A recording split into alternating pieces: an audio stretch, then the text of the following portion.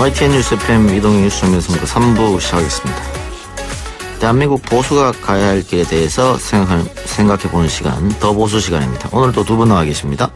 차명진 전 자유한국당 의원, 이준석 바른미래당 최고위원, 어서 오십시오. 네, 안녕하세요. 많이 해가 짧아졌습니다. 많이 춥네요, 갑자기. 그렇죠. 예, 봄, 가을이 없어진 것 같아요. 저는 더더욱이 추운 것 같아요. 야당을 오래 해서 그런가?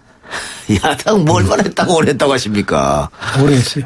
새누리당 때도 야당이셨지. 그렇지. 난 새누리당 할 때도 야당 했거든. 예. 따뜻한 곳으로 언제쯤 근데 갑니까? 나는 그러면? 왜 이렇게 박근혜 대통령 그야말로 빛도 한 번 못 보고선 왜 요즘에 이렇게 박근혜 대통령을 옹호하지? 참 사람이 좀 이상해요, 저는. 예. 그래요. 다음 선거 때 당선돼서 따뜻한 곳으로 가세요. 저 원래 인간적이잖아요. 예. 그래. 내가 딱 하나 좀 단호한 거는 뭐냐면 북한과의 관계에 이따 좀 얘기 나올지 모르지만 그 부분에서만은 저는 단호해요. 완전 유승민 의원 스탠스인데. 그러니까 승민이 형하고 저하고 생각이 많이 비슷해요. 대신 이제 승민이 형은 좀 부지런하지가 않지. 저는 부지런하잖아요. 생각이 비슷하면 같은 당에서 정치를 하셔야지요. 그럼 우리 합칠 겁니다. 좀 기다리세요. 그 얘기가 아니었는데. 빨리 밝은 곳으로 나오시라는 거였어요.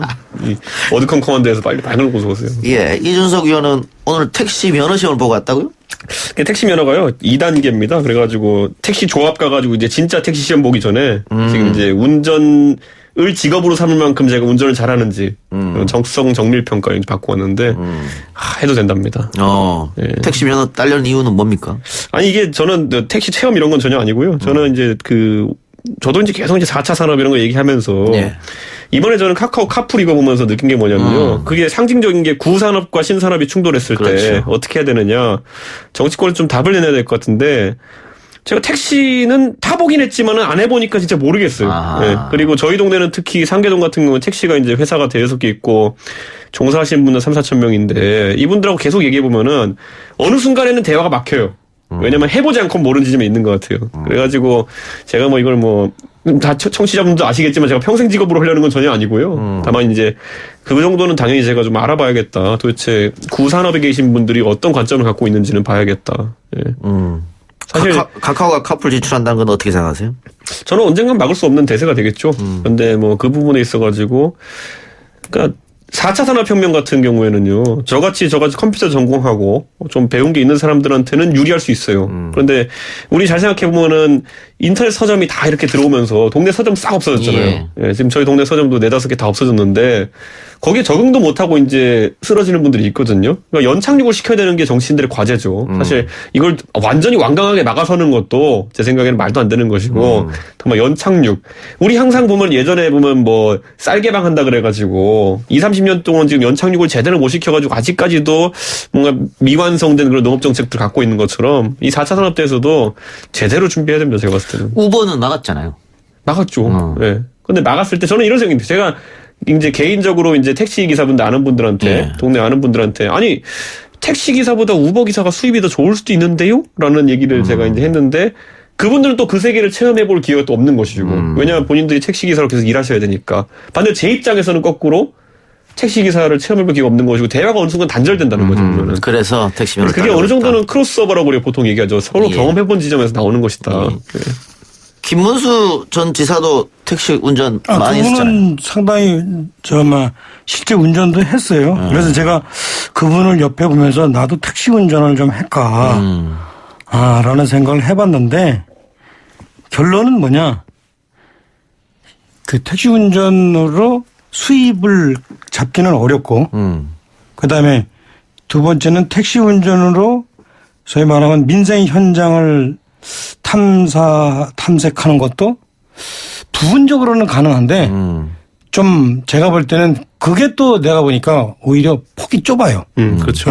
이렇게 김문수 지사 택시 운전하고서 저한테 하는 얘기 들어보면 그분이 한 40-50번은 했을 거야. 예. 매번 하는 얘기가 똑같더라고. 왜? 그 폭이 좁아요. 왜? 운전하느라고 그러니까. 이 소위 말하면 택시를 타는 분들과 대화를 그렇게 못해요. 사실은. 운전하는 게 그게 쉽지가 않단 말이에요. 그러니까 그 여유가 아직 안 생기겠죠. 예. 그래서 제가 택시 두 번째 떨어지고 택시 운전을 한번 해볼까 하다가 예, 그거보다는 오히려 일단 세 번째 될 것 같으니까 그걸 준비하는 게 더 낫겠다 해서 저는 포기했어요. 아, 저도 그래서 이번에 뭐 유권자 만나고 이런 것보다도 이제 산업적인 측면에서 한번 경험해보고 싶은 게 있는 것 같아요. 저는. 알겠습니다. 자, 우리 주제로 가세요. 네. 임종석 실장 이야기를 좀 하죠. 손학규 바른미래당 대표가 임종석 실장의 행보를 두고 뭐 차지철 최순실에 빗댄 표현까지 했고요. 김성태 원내대표도 뭐 선글라스 끼고 기고만장한다 이렇게 얘기를 했습니다. 자기 정치를 하려면은 자리에서 내려와라. 차지철 최순실 표현은 너무 심한 거 아닙니까? 어떻게 보세요? 일정하게 자신에게 부여된 권한 어떤 직함을 벗어난 거는 사실이죠. 현재 우리가 헌법 1조 2항에 뭐 하면은 모든 주권은 국민에게 있고 모든 권력은 국민의 어떤 위임 범위를 벗어나지 않는다 했는데 임종석 대통령 비서실장에게 대통령이 부재 중에 장관들을 대동하고 판문점 내지는 뭐 휴전선 현장을 방문하라고 예. 그 정도의 권한을 헌법이 부여하지는 않았거든요. 제가 한 예만 들면은 쉽게 얘기하면 문재인 비서실장 하실 때 예. 그때도 뭐냐면 남북 공동 성명 준비위원장 하셨잖아요. 그죠? 그때 문재인 비서실장은 이렇게 안 했어요. 그죠? 뒤에서 조정하고 막 이런 역할을 했는데 저는 이제 민종석 실장한테 제가 하고 싶은 얘기가 있으면 이분이 저의 고등학교 6년 후배예요. 그래서 제가 얘기하는데 정말 대권의 뜻이 있다면은 이런 식으로 해서 때가 인때 아닌 때를 구분 못하고 나서지 말고 오히려 다 과거에 문재인 비서실장이 하듯이 뒤에 서서 다른 사람이 역할을 할 수 있도록 계속 밀어주는 역할. 그러면서 경계심을 잠재 주권 주주자들한테 경계심을 갖지 않도록 하는 게 본인의 어떤 역할인데 이분이 좀 그거를 잘 모르는 것 같아요. 조용한 보필을 해라. 이번엔 오바했다. 이런 지적 같고요. 지금 어쨌든 DMZ 방문 대통령이 안 계실 때 그것 때문에 일이 벌어졌는데 청와대는 남북 공동선언 이행추진위원회 위원장이기 때문에 임종석 실장이 그래서 간 건데 뭔 문제되냐 이런 입장 같아요. 그거 아까 제가 얘기했잖아요. 우리가 얘기할 때 보통 이제 개선이 있고 참모 조직이 있는데 이 비서실장은 어떤 경우에도 국방부 장관이나 통일부 장관, 국정원장과 통할할 수 없는 개선 밖의 사람입니다. 이 사람은. 이 사람은 대통령 비서실이라는 다른 개선에 존재하는 사람이거든요. 그런데 그 개선을 뛰어넘어가지고 다른 개선에 있는 사람들 통할하려고 했다는 것 자체가 이거는 정부 내에서 상당히 스캔들이 될 만한 일이고요. 실제로 그렇다면은 아까 말했듯이 대통령의 명을 받아가지고 실제 그 내각을 통할하는 분인 이낙연 총리 같은 경우에 최근에 임종석 실장의 행보에 대해 가지고 상당히 좀 불쾌한 심정을 드러낸다는 보도가 나왔잖아요. 네, 보도는 있었죠. 그게 의미한 게 그거라는 겁니다. 그러니까 임종석 실장 같은 경우에는 대통령을 비서로서 모필하기 위해 가지고 참모 조직을 잘 이끌 책임이 있는 것이고 이낙연 총리께서는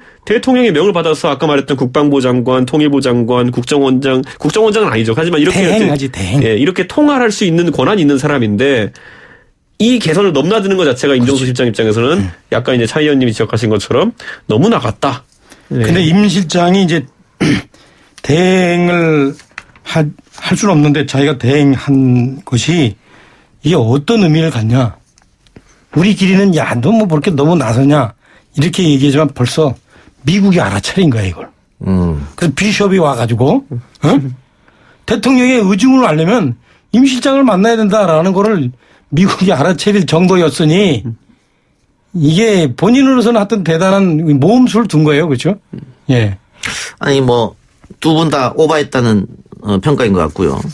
오바했다고 하더라도 이 차지철 최순실에 빗댄 건 너무한 거 아니냐. 이게 제 첫 질문이었어요. 근데 뭐 서로 이제 뭐 옛날에는 손학규 대표한테는 솔직히 말하면 임종석 실장이 이제 꽃할배라고 하면서 먼저 사살 긁긴 했어요. 네. 근데 이제 왜냐면 손학규 대표 입장에서는 본인의 나이에 대한 지적 자체를 굉장히 이제 뼈아프게 받아들인 부분이 있고 둘째로 그 당시 국면이 어떤 거였냐면은 비준 동의안을 이제 동의해달라고 하면서 그때 임종석 실장이 카메라 앞에 서 가지고 야당 지도자들의 이름을 열거하면서 당신들이 예전에 이러이러한 말을 했으니 이번에 거절하진 못하시겠지. 뭐 이런 취지로 비슷하게 말을 했거든요. 그러니까 이게 뭐냐면은 아주 적극적인 정치 행위를 계속 해오고 있다는 겁니다. 그렇기 때문에 만약에 그런 제안을 청와대에서 할 거였으면 대통령께서 정중하게 요청하시거나 해서 야당과의 협치를 구사하는 건 모르겠는데 야당 대표 입장에서 보면요. 대통령의 비서가 가지고 앞에서 그 테레비 앞에 기자들 방송 기자들 불러놓고 그렇게 야당 대표들한테 당신 옛날에 이런 말 했으니까 이제 지켜야지 뭐 이런 식으로 이제 꼬치꼬치 캐무는 듯이 발언한 거는 그 당시부터 이미 손학규 대표는 아 이거는 뭔가 임종석 실장이 자신에게 부여된 권한보다 좀 월권인 것 같다라는 생각을 했던 것 같아요. 그러다 보니까 이번에 좀 말이 더 강해진 것이 아닌가 생각합니다. 아니 근데 나는 이렇게 생각하는데 그 손학규 대표가 임 실장을 차지철 최순실에 빗대어 표현함으로써 제가 볼 땐 나는 그 얘기 듣고선 전율을 느꼈어.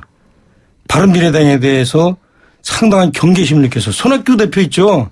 참 물렁물렁한 부분이에요. 실체가 좀 불분명한 부분인데 이번에 이게 딱 표현해가지고 제가 볼 때는 전국을 탁 찔른 거 아니에요? 차지철이라는 사람이 경호실장인데 자기가 뭐 안기부장 역할도 하고 뭐 다 했잖아요. 그런 것도 월권. 소위 말하면 비선 정치의 대표적인 사례 아니에요. 이걸 딱 집었어요. 그래서 이게 바로 제가 볼 때는 요즘에 제 미안한 얘기지만 김병준 비대위원장하고 비교해봐요. 야당은요 사실은 자기가 깨지는 한이 있더라도 여당을 정확하게 비판하는 게 야당의 기본 역할이에요. 그런 김병준 위원장의 그 애매모호한 국가주의 표현에 비하면 촌철살인이다. 얼마나 촌철살인이에요. 그래. 저는 뭐 박수 쳐서 뭐 모자르지 않다고 봐요. 그 임종석 실장이 DMZ 시찰할 때 만약 선글라스를 안 꼈으면 이렇게 논란이 컸을까 그런 생각도 좀 드는데. 뭐 선글라스 여부가 문제라기보다는요. 네. 아까 봤을 때 결국에는 저는 그 사진들을 보면서 놀랐던 게 이게 또 사진이 어디가 있냐면은 대한민국 청와대 사이트에 접속해 보면은 원래 맨 위에 뜨는 사진은 대통령 사진 띄우라고 있는 공간이거든요. 거기에 선글라스 낀 임종석 실장이 뜹니다. 근데 그러니까 예를 들어 해외에서 다른 나라에서 누가 와가지고 문재인 대통령이 어떻게 생긴 분인지 보자라고 하면은 대문에 떠 있는 게 임종석 실장 얼굴이에요. 그러니까 저는 그거 자체가 청와대 홈페이지 관리하는 상황에서도 용납이 안 되는 저는 원칙이었을 거다. 그거는. 근데 그걸 보면서 근데 그걸 손학규 대표가 저한테 얘기해 주더라고요. 이형 가가지고 청와대 사이트 가보라고. 왜요? 그랬더니만은 거기 지금 임종석 실장 얼굴이 맨 위에 대문같이 떠 있다고 지금 그 군복 입고 이렇게 지휘하는 모습이 이게 나라냐는 식으로 이렇게 얘기하셨는데 저는 그런 걸 보면서 참 이상하다. 왜냐하면 청와대 사진이라든지 이런 거 하나하나가 가지는 의미가 정치적 의미가 무엇인지를 청와대 비서실이 잘 알 텐데 저는 이해가 안 갑니다. 아니 그거는 왜 그러냐면 제가 이렇게 요즘에 그 청와대에 있는 사람들을 직접 만나본 적은 없지만 간접적으로 그 사람들이 말하고 행동하는 걸 이렇게 들어보면 점점 여론하고 좀 멀어지는 것 같아. 그래서 자기들끼리의 논리에 좀 점점 이렇게 휩싸이는 것 같은데 이걸 보면서 과거에 MB가 어디 시찰 갔을 때 선글라스 꼈던 사진 있죠. 그때 보면서도 저는 이분이 드디어 그 자기 도취에 좀 빠지기 시작하는구나 라는 생각을 했는데 이 경우도 청와대가 벌써부터 자기 도취에 빠지는구나. 저는 그 생각 들었어요. 이게 상당히 상징적인 사건입니다. 제가 선글라스 얘기를 왜 꺼냈냐면 지금 손학규 대표의 이 차지철 최순실 빗댄 발언들 또 기고만장하고 있다는 김성태 원내대표 발언들 이게 국민들 일부에게 호응을 받는 측면도 있거든요. 그렇죠. 그거는 결국은 차지철 최순실이 다 어떤 장면에서 떠올리면 또 선글라스가 떠오른단 말이죠. 그렇죠. 최순실도 하필 선글라스 끼고 그 빨간 옷 입고 이렇게 앉아있던 게. 그래서 그런 게 아닌가 싶어서 한번 질문 드려본 거예요. 지금 이동영 앵커 말씀하셨듯이 사람들이 선글라스 쓴 모습에 대해서 긴가민가 할 거예요. 근데 조금 지나보세요. 좀 이제 안 되는 문제, 오버하는 문제가 이제 또 나오면 그 선글라스 장면이 다시 떠오를 겁니다. 아니 근데 선글라스라는 건요 사실 의미가 뭐냐면 내 표정을 당신한테 보여주지 않겠다. 하지만 나는 당신 표정을 보겠다. 이건 뭐냐면은 누가 상급자고 누가 하급자인지를 보여주는 이 소품이거든요. 보면은 그렇기 때문에 최순실이나 차지철이 그걸 꼈을 때 타인보다 내가 높은 지위에 있다는 식으로 이제 표현을 했던 것이고 이번에 아까 말했잖아요. 제가 봤을 때 내각에 있는 우리나라 군 통수권이 어떻게 됩니까? 대통령이 국방장관의 지시를 내려서 합창의장을 통해 가지고 군령권을 행사하는 구조 아닙니까? 근데 그 개선안에 임종석 실장 없거든요? 근데 거기 갔을 때 선글라스를 낀 사람이 임종석 실장이었다?